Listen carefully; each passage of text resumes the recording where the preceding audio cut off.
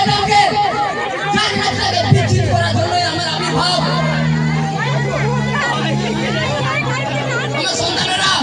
আমার সন্তানেরা তোমরা কে কোথায় আছো?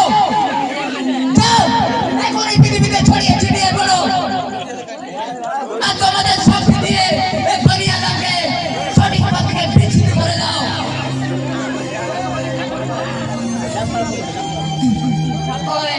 তাই তো, কি বললে?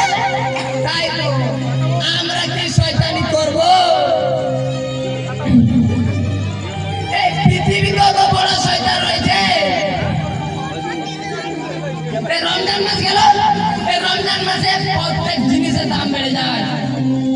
শুধু তাই না, প্রতিদিন গার্জেন ছেলে মেয়েদের, ছোট ছোট ছেলে মেয়েদের হাতে স্মার্টফোন দিয়ে দেয়।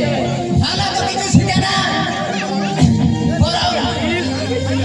খারাপ শয়তানি বুদ্ধি শিখে। আমরা যা করতে পারি না ওরাই তো করে, ওরাই তো আমার যোগ্য শিষ্য।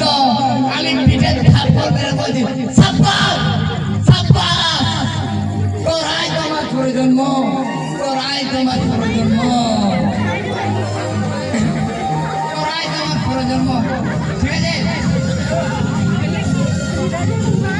আমার কোনো শক্তি দূরে নাই। যাও, তোমাদেরকে শক্তি দিয়ে দিলাম, যাও।